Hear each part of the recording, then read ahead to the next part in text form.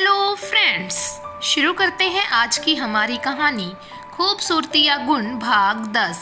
पिछले भाग में हमने पढ़ा कि प्रसन्नता आर्यन की इमेज बचाने के लिए उसके प्रेजेंटेशन को बोर्ड पर देती है, जिसकी वजह से इतना नामी प्रोजेक्ट ग्रोवर एंड सन्स उनकी कंपनी को मिल जाता है। अब आगे सभी से मुबारकबाद लेने के बाद विजय जी और आर्यन बेहद खुश हैं। हंसते मुस्कुराते सभी अपने घर चले जाते हैं। रास्ते भर विजय जी प्रसन्नता की तारीफों के पुल बांधते रहते हैं। वो प्रसन्नता से पूछते हैं, बेटा जरा ये तो बताओ कि तुमने ये कमाल कैसे किया। मुझे तो आज पता चला कि मेरी बहू तो गुणों की खान है। स्मिता जी भी हंसते हुए कहती है, आखिर बहू किसकी है। प्रसन्नता हंसते हुए कहती है, मैंने इतना भी कमाल नहीं किया पापा। दरअसल मैंने आर्यन को इस प्रोजेक्ट की प्रेजेंटेशन बनाते हुए देखा था। इन्होंने इस प्रोजेक्ट पर काफी मेहनत की है। मैं रोज इन्हें इस पर काम करते देखती थी, इसीलिए मुझे इस बारे में पता था। मैंने इनकी पूरी प्रेजेंटेशन को लैपटॉप पर भी देखा था। विजय जी कहते हैं, ये बात तो ठीक है, सारी प्रेजेंटेशन तो आर्यन की बनाई हुई है, पर जिस ढंग से तुमने इसे पेश किया वो सच में काबिले तारीफ है। बातें करते करते सभी घर पहुंच जाते हैं। प्रसन्नता सभी के लिए कॉफी बनाने जाती है। स्मिता जी आर्यन को कहती हैं, तुमने देखा आर्यन, आज प्रसन्नता ने तुम्हें सबके सामने शर्मिंदा होने से बचा लिया। मैं तो हमेशा कहती हूँ कि तुम बहुत खुशकिस्मत हो जो तुम्हें प्रसन्नता जैसी पत्नी मिली। बेटा मेरी इस बात को ध्यान से सोचना, जब से वो इस घर में आई है उसने हर किसी का बेहद ख्याल रखा है, खास तौर से तुम्हारा। तुम्हारी इतनी बेरुखी के बाद भी वो लड़की कोई शिकायत नहीं करती। आर्यन अपनी माँ को बिना कोई उत्तर दिए अपने कमरे में चला जाता है। मम्मी पापा को कॉफी देकर प्रसन्नता एक कप कॉफी आर्यन के लिए ऊपर ले जाती है। साइड टेबल पर कॉफी रखते हुए बोलती है, आर्यन कॉफी पी लेना, ठंडी हो जाएगी। ये कहकर वो कमरे की एक तरफ अपना बिस्तर लगाने लगती है। आर्यन कॉफी का कप उठाता है और प्रसन्नता की ओर देखते हुए होले से उसे धन्यवाद कहता है। प्रसन्नता उसकी ओर देखते हुए कहती है, आपने मुझसे कुछ कहा। आर्यन दूसरी तरफ देखकर कहता है, मैंने सिर्फ इतना कहा है कि मेरी मदद करने के लिए शुक्रिया। इतना सुनकर प्रसन्नता बहुत खुश हो जाती है। मन ही मन सोचती है, काफी समय बाद ही सही आर्यन ने मुझसे बात तो की। मन ही मन वो खुश होते हुए सोचती है, तुम क्या जानो, नहीं होते हो तुम, तब भी होते हो तुम। हर वक्त ना जाने क्यों मुझे महसूस होते हो तुम। ये सोचकर वो आर्यन की तरफ देखती है और मुस्कुराकर सोने की कोशिश करती है। वहीं एक दिन खुशी के घर में नरेंद्र जी और केशव के काम पर जाने के बाद मालिनी जी बाई से काम करवाकर अपने कमरे में आराम कर रही होती हैं। काम वाली बाई काम करने के बाद खुशी को उसके कमरे में खाना देने जाती है और खुशी से कहती है, मेम साहब मैं आज घर जल्दी जा रही हूँ, मुझे कोई जरूरी काम है। रात का खाना मैंने तैयार कर दिया है। मैं बीबी जी से कहना चाहती थी परंतु वो सो रही हैं। मुझे लगता है शायद उनकी तबीयत खराब है, उन्होंने खाना भी नहीं खाया है, आप उनका ध्यान रखना। खुशी बाई से कहती है, ठीक है मैं देख लूंगी, तुम जाओ। बाई के जाने के 1-2 घंटे बाद खुशी रसोई में जाती है, पानी पीती है। कमरे में जाकर देखती है मालिनी जी अभी भी सोई हुई हैं। उन्हें सोता हुआ देखकर वापस अपने कमरे में आकर वो कानों में हेडफोन्स लगाकर गाने सुनने में मसरूफ हो जाती हैं। कुछ समय बाद मालिनी जी उठती हैं। वो अपने आप को ठीक महसूस नहीं कर रही हैं। वो अपने कमरे से ही खुशी को आवाजें लगाती हैं, परंतु खुशी उनकी कोई आवाज नहीं सुनती। मालिनी जी बार बार पानी मांग रही हैं। जब उन्हें लगता है कि खुशी उनकी किसी भी बात का उत्तर नहीं दे रही, वो खुद पानी लेने के लिए व्हील चेयर पर बैठने लगती हैं। तो इसी सब में वो बेड से नीचे गिर जाती हैं। उनके सिर पर चोट लगती है और वो वहीं बेहोश हो जाती हैं। खुशी अपने कमरे में गाने सुनते सुनते सो जाती है। उसे ये ख्याल ही नहीं रहता कि वो अपनी सास को देख आए। शाम को करीब 5 बजे नरेंद्र जी आते हैं। घर पर आकर वो देखते हैं कि घर पर सन्नाटा छाया हुआ है। वो पहले मालिनी जी को आवाज लगाते हैं, फिर खुशी को आवाज लगाते हैं, परंतु कोई भी उनकी बात का उत्तर नहीं देता। अनहोनी की आशंका से वो अपने कमरे में जाकर देखते हैं कि मालिनी जी नीचे पड़ी हैं। उनके सिर में चोट लगी हुई है। नरेंद्र जी मालिनी जी को इस अवस्था में देखकर घबरा जाती हैं। वो उन्हें होश में लाने की कोशिश करते हैं। थोड़ा होश में आने के बाद वो जल्दी से टैक्सी करके मालिनी जी को लेकर अस्पताल पहुंचते हैं। रास्ते में वो केशव से बात करते हैं और कहते हैं, मैं तुम्हारी माँ को अस्पताल लेकर जा रहा हूँ, उनकी हालत ठीक नहीं है। केशव अपने पापा की बात सुनकर घबरा जाता है। वो जल्दी से अस्पताल पहुंचता है। वहां जाकर देखता है कि उसकी माँ का इलाज चल रहा है। वो बेहोशी की हालत में है। वो अपने पापा से पूछता है, पापा ये सब कैसे हुआ? नरेंद्र जी माथे पर हाथ रखकर बोलते हैं, मुझे कुछ नहीं पता बेटा। मैं जब घर पहुंचा तो मालिनी कमरे में बेहोश पड़ी थी। मैं ये देखकर बहुत घबरा गया, इसीलिए इसे जल्द से जल्द अस्पताल ले आया। केशव पूछता है, पापा खुशी कहाँ है? वो नहीं आई आपके साथ? वो उस समय कहाँ थी? क्या उसी ने आपको फोन किया था कि माँ गिर गई है? नरेंद्र जी बोलते हैं, बेटा मैंने घर पहुंचकर खुशी को आवाज तो दी थी, परंतु उसने कोई उत्तर नहीं दिया। ना ही उसने मुझे मालिनी के गिरने के बारे में बताया। ये तो जब मैं घर पहुंचा मैंने मालिनी को कमरे में गिरा हुआ पाया। मैं बहुत घबरा गया था, मैं जल्दी में था, तो मैं ये जान ही नहीं पाया कि खुशी घर में है या नहीं। इतने में डॉक्टर बाहर आकर बताते हैं, मालिनी जी अब ठीक हैं। अच्छा हुआ कि आप इन्हें समय पर ले आई। ऐसा लगता है कि इन्हें चोट लगे घंटा हो गया था। हमने इनके सिर पर टाँके लगा दिए हैं। कल आप इन्हें घर ले जा सकते हैं। आज रात हम इन्हें अपनी देख रेख में रखेंगे। केशव ये सुनकर आश्वस्त हो जाता है। माँ को देखने के लिए अंदर जाता है, परंतु मालिनी जी दवाइयों के नशे के कारण अभी सो रही होती हैं। डॉक्टर केशव से कहते हैं, आप चिंता मत कीजिए, सुबह होने पर ये होश में आ जाएंगी। केशव प्यार से अपनी माँ के सर पर हाथ फेरता है और अपने पापा से कहता है, पापा मैं घर होकर आता हूँ। मैं आते हुए आपके लिए खाना लेकर आऊँगा। मैं आज रात माँ के पास ही रुकूंगा। मेरे यहाँ आने के बाद आप घर जाकर आराम कर लेना। नरेंद्र जी कहते हैं, नहीं बेटा तुम घर जाकर थोड़ा आराम कर लेना, मैं आज रात यहीं रुक जाऊंगा। केशव घर पहुंचता है। घर पहुंचकर केशव को जोर जोर से गानों की आवाजें सुनाई देती हैं। केशव कमरे में जाकर देखता है, खुशी टीवी पर ऊंची आवाज में गाने सुन रही होती है, साथ साथ वो गाने गुनगुना भी रही होती है। केशव के कमरे में आने के बाद भी खुशी उस पर कोई ध्यान नहीं देती और ना ही उससे ये पूछती है कि वो आज इतनी जल्दी घर कैसे आ गया। अलबत्ता वो लापरवाही से कहती है, काम वाली बाई खाना बना कर गई है, अगर तुम्हें भूख लगी है तो खाना गर्म करके खा लो, मेरे लिए भी कमरे में ले आना। ये बात सुनकर केशव गुस्से से लाल हो जाता है। सबसे पहले वो खुशी के हाथ से रिमोट छीनकर टीवी बंद करता है। खुशी उसकी ऐसी हालत देखकर कहती है, ये क्या बदतमीजी है? केशव चिल्लाते हुए कहता है, मैंने तो थोड़ी सी ही बदतमीजी की है जिसका तुमको बहुत बुरा लगा, परंतु तुम मेरे ख्याल में बदमिजाज, घमंडी और पत्थर दिल हो, जो अपने आप से ज्यादा किसी से प्यार नहीं कर सकता। तुम्हारे जैसी लड़की सिर्फ अपने बारे में ही सोच सकती है। बहुत घमंड है तुम्हें अपने सुंदर होने पर। वो खुशी की बाजू पकड़कर उसे आईने के सामने खड़ी करते हुए कहता है, देखो जरा अपने आप को आईने में गौर से।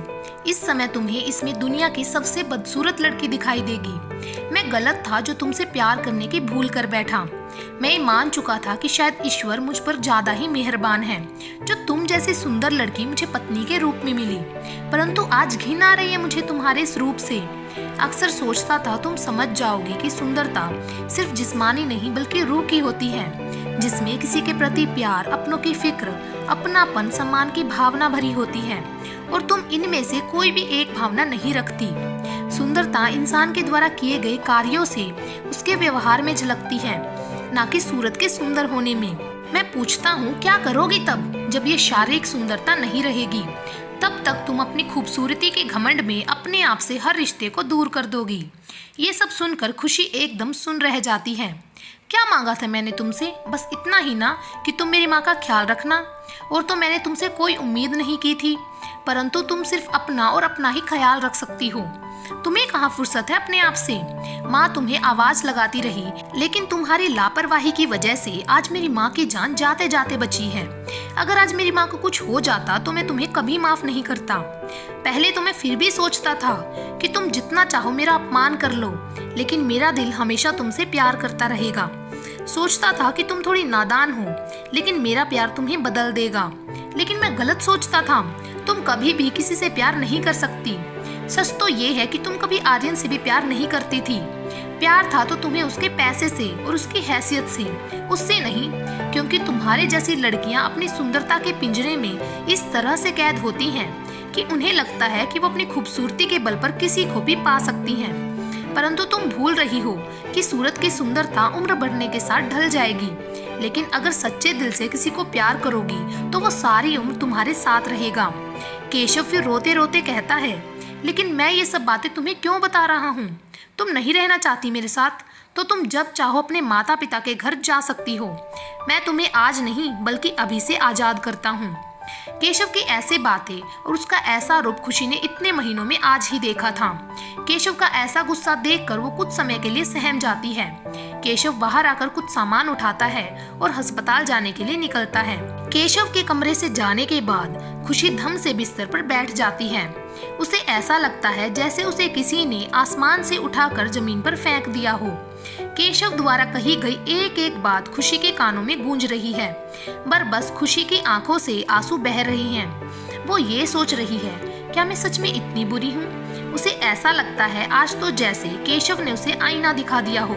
इससे पहले तो वो सिर्फ अपनी ही बनाई सपनों की दुनिया में कैद थी। खुशी उठकर अपने आप को शीशे में देखती है। आज पहली बार उसे अपनी सूरत से नफरत होने लगी है। उसे लगता है सच में मैं बहुत बदसूरत हूँ। रोते रोते खुशी अपने चेहरे को अपने हाथों से ढक लेती है। खुशी रोते रोते अपने पापा को फोन करती है। आलोक जी खुशी को फोन पर रोते हुए सुनकर बहुत परेशान हो जाते हैं। खुशी बार बार बस यही कह रही है, पापा आप अभी मुझे यहाँ से ले जाओ, मैं यहाँ और नहीं रह सकती। आलोक जी खुशी को चुप करवाते हैं और बड़े प्यार से कहते हैं, ठीक है बेटा मैं तुम्हें लेने आ जाऊंगा।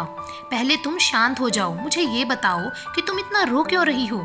क्या तुम्हारा केशव से झगड़ा हो गया है?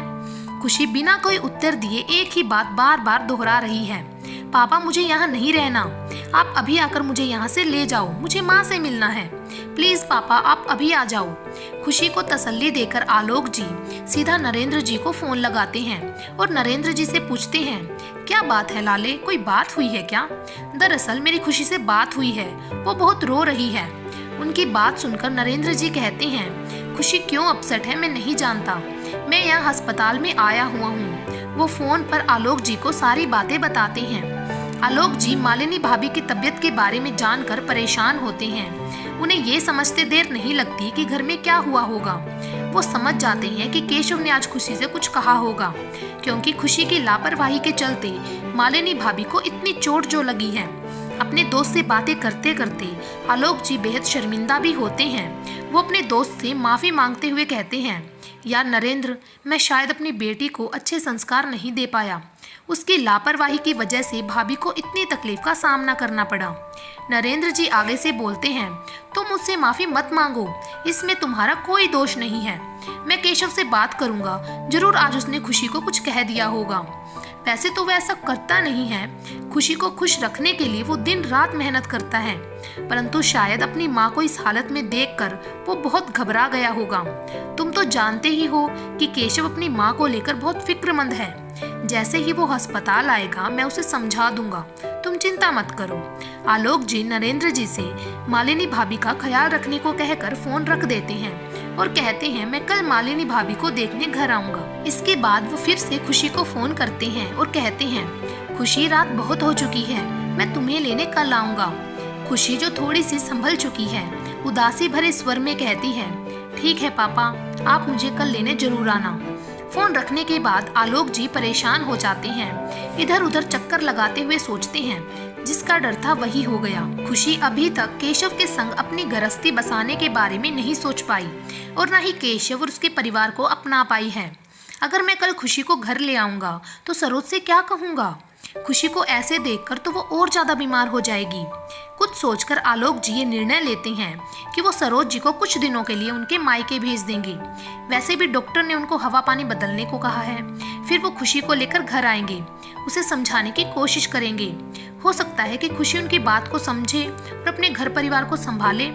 मन में उठते अनेक सवालों को सोचते सोचते आलोक जी सो जाते हैं। अगले दिन सुबह आलोक जी सरोज जी को उनके मायके भेजने का इंतजाम करते हैं और बड़े प्यार से कहते हैं, सरोज तुम थोड़े दिनों के लिए अपने भाई के घर चली जाओ, तुम्हें वहाँ अच्छा लगेगा, तुम्हारा मन बदल जाएगा और तुम जल्दी ठीक महसूस करोगी। सरोज जी के जाने के बाद आलोक जी अपनी माँ के साथ खुशी के घर जाते हैं। कृष्णा जी और आलोक जी मालिनी जी का हालचाल पूछते हैं। मालिनी जी बहुत कमजोर दिख रही हैं। खुशी बाहर आकर अपनी दादी माँ और पापा के गले लगती है। मालिनी जी काम वाली बाई को चाय बनाने को बोलती है। दादी माँ देखती है कि नरेंद्र ही चाय लेकर आया है और खुशी चुपचाप एक तरफ लगकर बैठी है। दादी माँ ये देखकर समझ जाती हैं कि खुशी ने अभी तक इस घर के लोगों को नहीं अपनाया है। वो खुशी के इस तरह के व्यवहार से पहले से ही वाकिफ थी, परंतु फिर भी उन्हें लगता था कि शादी के इतने महीनों बाद खुशी शायद बदल गई होगी। आज उन्हें नरेंद्र जी और मालिनी जी पर तरस आ रहा था। उन्हें याद आ रहा था वो दिन जब मालिनी उनके घर की बेटी को अपने घर की बहू बनाने को लेकर बहुत खुश थी, परंतु आज उन्हें उसके चेहरे पर बहुत उदासी दिख रही थी। वो मन ही मन ये भी सोचती हैं, नरेंद्र और मालिनी कितने अच्छे हैं।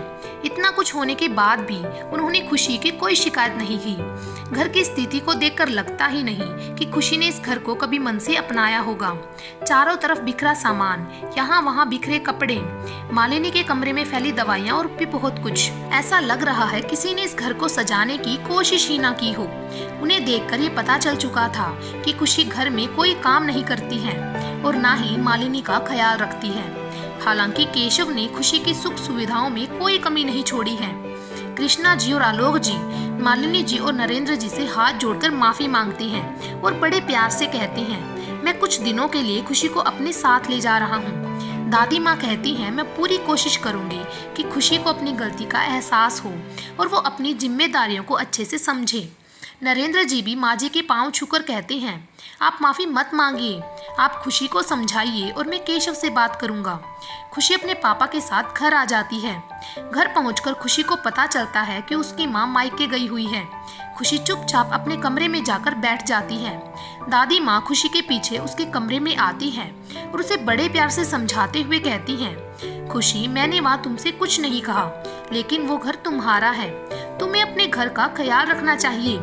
मालिनी को देखो, वो हर कार्य के लिए तुम्हारी ओर देखती है। उस घर के सदस्यों को तुम्हारी जरूरत है। तुम्हारी सास इतनी बीमार है, तुम्हें उनका ख्याल रखना चाहिए था, लेकिन तुम्हारी जिद की वजह से हम तुम्हें घर ले आए हैं। दादी की बात सुनकर खुशी रो पड़ती है और कहती है, किसी को मेरी कोई जरूरत नहीं है, मैं बहुत बुरी हूँ, मेरे अंदर कोई अच्छे गुण नहीं है। ये कहते हुए वो औंधे मुंह बिस्तर पर लेटकर रोने लग जाती है। आज की कहानी यहीं पर समाप्त करती हैं। भाग नंबर 11 में देखिए कि क्या खुशी को अपनी गलती का एहसास होगा या फिर अपनी माँ की ऐसी हालत को देखकर खुशी और केशव अलग अलग हो जाएंगे, क्योंकि केशव खुशी से बहुत ज्यादा गुस्सा है।